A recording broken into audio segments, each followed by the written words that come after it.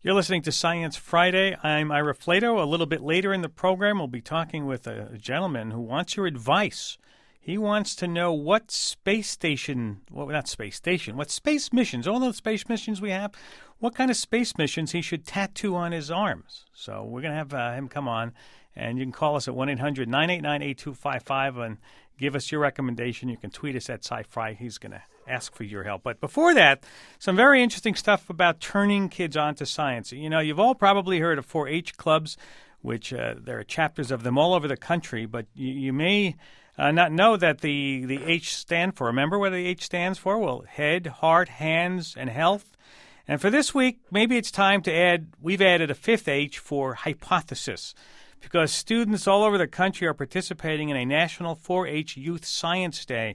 And in auditoriums and gymnasiums across the country, thousands of kids all did the same science experiment in which they explored the relationship between carbon dioxide, CO2, and water. And joining me now to talk more about it are my guests. Donald Floyd is the CEO and president of the National 4-H Council. He joins us by phone from Chevy Chase, Maryland. Welcome to Science Friday. Hi, Ira. How are you? Thank you. Jackie Davis-Manigault is a senior extension associate and a family and youth development program leader for the Cornell University Cooperative Extension here in New York, and she's with us in our New York studio. Welcome to Science Friday. Thank you, Ira. Glad to be here. Thank you.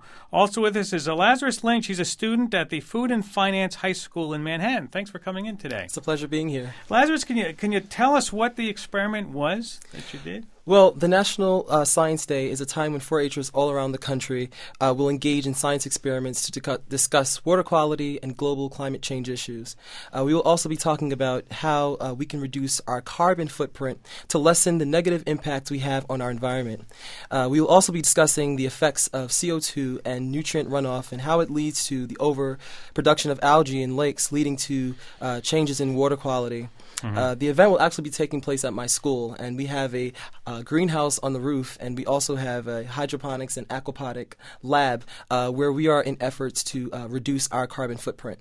Donald Floyd, we don't really think of the 4-H usually as going into schools in New York City and other areas and gymnasiums. We think about them out, 4-H members out with the cows. Well, the great news is that thanks to Jackie, who's been my 20-year friend, we have a fantastic 4-H program in 5 boroughs in the greater New York City area. And so we're not only in Manhattan, Kansas, but Manhattan, New York. Great little soundbite.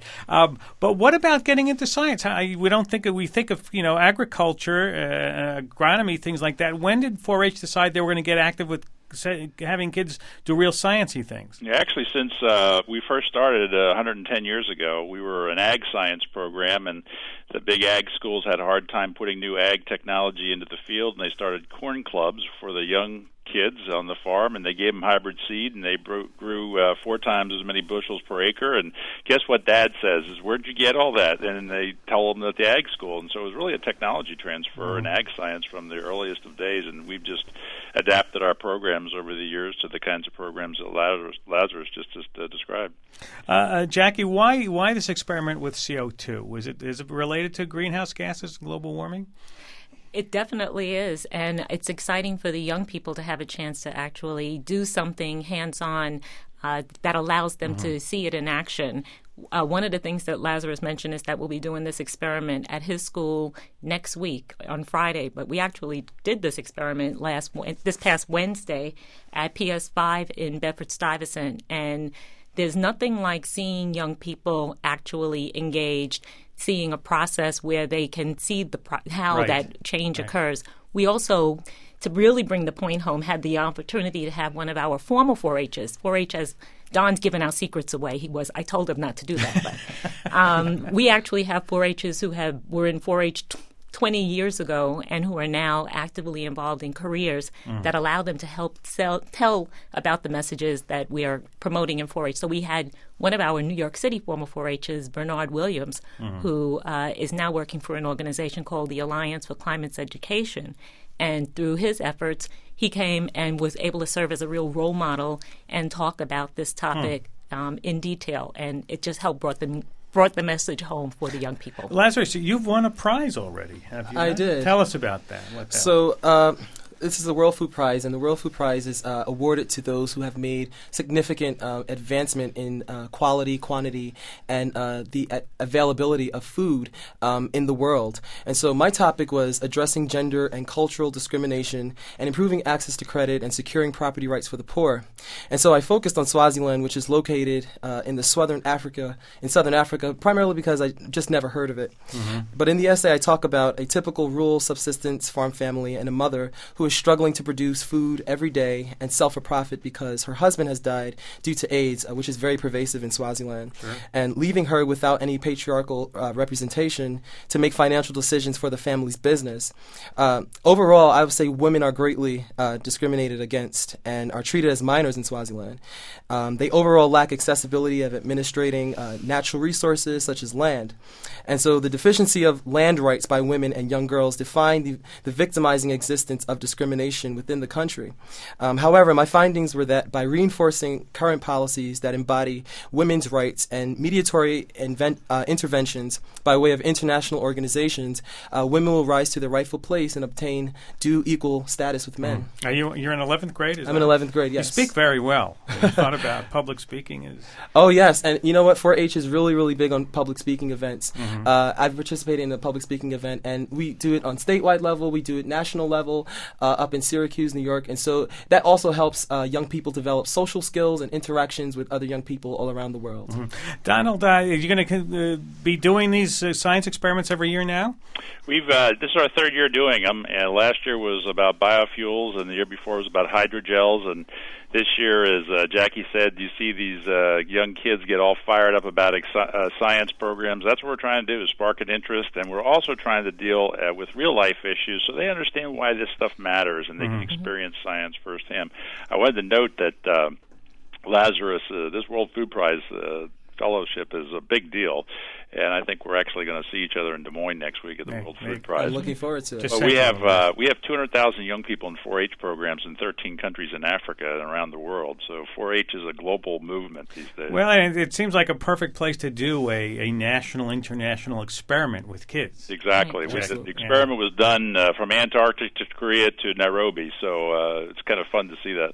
There are also a lot of ways that the youth will be able to build on this experiment. So we've trained the teachers so that they'll be doing things over the next couple of weeks that will build on the things that they did on Wednesday and throughout the country. We also have about 3 or 4 different additional science education projects that we're going to be introducing in the next couple of months, and are hoping that we can get our people more involved in doing science education, both in the community-based schools and community-based organizations, including topics like junior master gardeners, the power of wind, there's no new air. These are all curricula that we got from our national 4-H program. Well, the science is going on in all these things. You're gardening, you're doing, we like to talk about gardening and Science Friday and our projects here. Mm-hmm. Gardening has all the science that's going on, and it goes everywhere. You do urban gardening, you do rural gardening. Absolutely. So that's why when people say they don't understand why we're in New York City, they're the ones missing out. Do you know the pledge? The pledge, I pledge my head to clearer thinking, my heart to greater loyalty, my hands to larger service, and my health to better living for my club, my community, my country, and my world.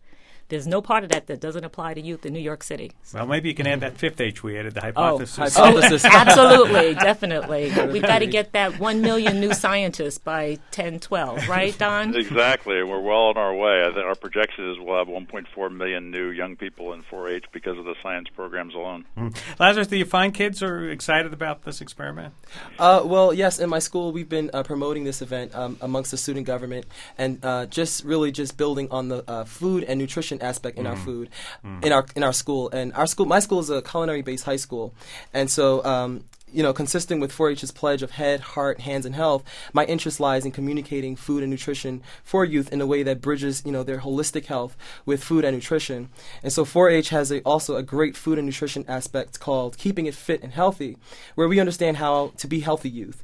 And I also love, engaging with other youth to see their different points of view on the world, and an example of what true citizenship is and what that means for our families, our lives, and our communities. And just so you know, Lazarus' school is a New Vision high school that is sponsored by Cornell University Cooperative Extension in New York City. Well, I think science is really getting hot with the youth these days. With Absolutely. TV shows and books and For sure. Dana McKellar and math and all the kinds of things. As girls and boys are really rediscovering science, and it's interesting to see that now.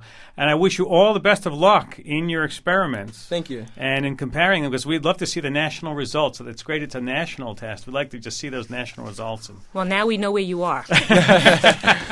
We're very centrally located, so it's easy to find us. I want to thank all of my guests for coming today. Donald Floyd is CEO and President of the National 4-H Council. He joined us by phone from Chevy Chase. Jackie Davis Manigault is Senior Extension Associate and the Family and Youth Development Program Leader at the Cornell University Cooperative Extension here in New York. And also Lazarus Lynch, he's a student at the Food and Finance High School in Manhattan. Thank you. Thanks all for taking the trek down here to be with us. It's our pleasure. Thanks, Thank you so Sarah. much. You're welcome. Bye-bye.